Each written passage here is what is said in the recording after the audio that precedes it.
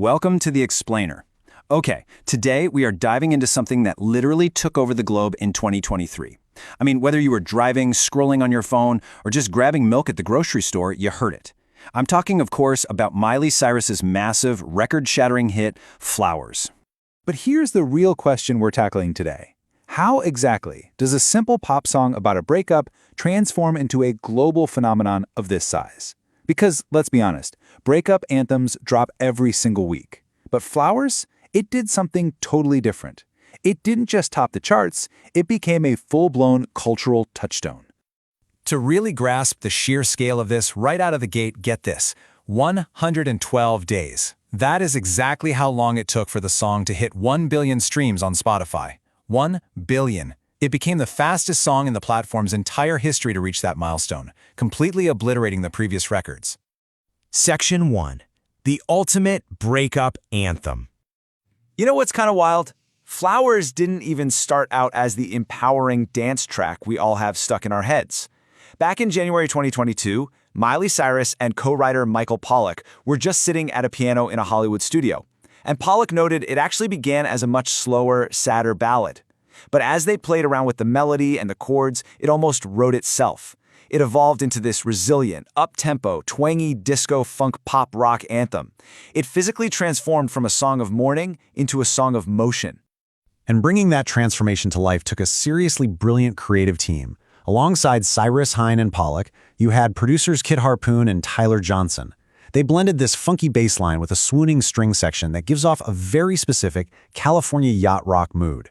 Together, they built a sonic landscape that somehow felt deeply nostalgic, yet entirely fresh at the same time. Section 2. Decoding the Easter eggs. Okay, let's be real. A huge driver of the song's virality was the clever, highly publicized personal history woven right into it. The track dropped internationally on January 13th, which, not so coincidentally, is the birthday of Cyrus's ex-husband Liam Hemsworth.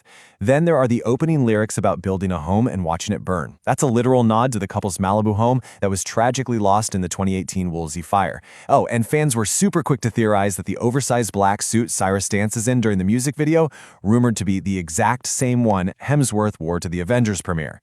But the biggest, most talked about Easter egg of the whole shebang, the lyrics.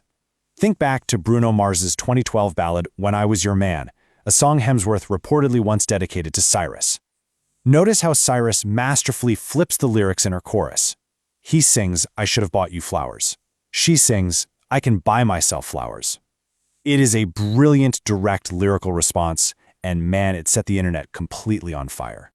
Section 3. Shattering global records. From the second it was released, the momentum was just unstoppable.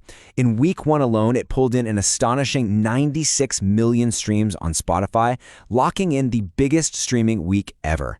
By May, it crossed that 1 billion stream mark faster than any song in history. And all of this absolute dominance culminated a year later at the 2024 Grammy Awards, taking home Record of the Year and Best Pop Solo Performance. But this was no flash in the pan. The real proof of its staying power is this number right here, 57 weeks. That is the record-breaking stretch of time Flowers spent at #1 on the Billboard Adult Contemporary chart. It completely crushed the old record of 36 weeks held by Maroon 5, proving this track had unparalleled longevity across totally different radio formats.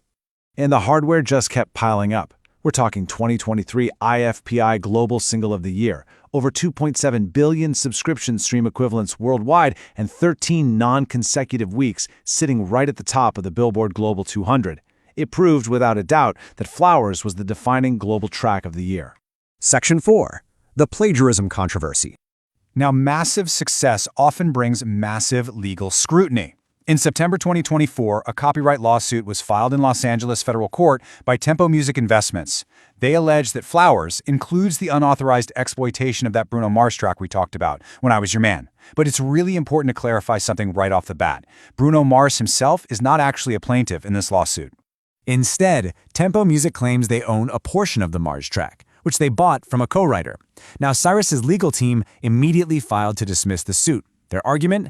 They said Tempo Music simply didn't have the legal standing to sue alone without the other co-writers involved. Well, the court denied that dismissal. So as it stands right now, the lawsuit is very much active, and it'll ultimately be up to the courts to decide where the boundaries of copyright interpolation actually lie in this case.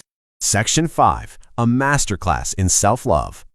All right, zooming out from the pop culture drama for a second, when we hear the phrase self-love, it is so easy to picture superficial things, right? Like taking a bubble bath or buying yourself an expensive treat.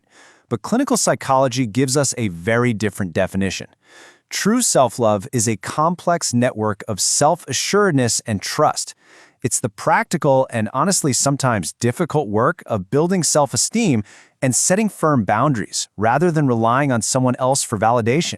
Psychotherapist Olivia Rose really hits the nail on the head regarding the psychology of the song. She says, choosing to take care of yourself is a powerful statement to make. Boundaries can feel like tough love, but the reality is we are redefining ourselves by what we are not willing to accept.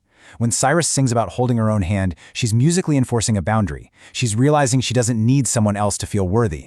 And this connects to a much deeper, powerful idea. The legendary poet Audre Lorde wrote, "Caring for myself is not self-indulgence. It is self-preservation, and that is an act of political warfare." In a society that constantly pressures us, especially women, to define ourselves by our relationships, choosing to celebrate your own autonomy, that is a profound act of self-preservation. And honestly, that's the ultimate takeaway of this whole explainer. Flowers managed to completely shift the traditional breakup song narrative. Instead of dwelling on bitterness, jealousy, or revenge, it leaned entirely into proactive self-sustainability. It reminded billions of people that, yeah, we are fully capable of showing up for ourselves. So, as we wrap up, I want to leave you with this to think about. We've just seen how a message of self-reliance built the biggest song of the year. When you look at your own life, how are you practicing self-love and setting healthy boundaries today? Are you waiting for someone else to buy you flowers, or are you ready to buy them yourself? Thank you so much for hanging out with me for this explainer. Keep learning, and I'll catch you next time.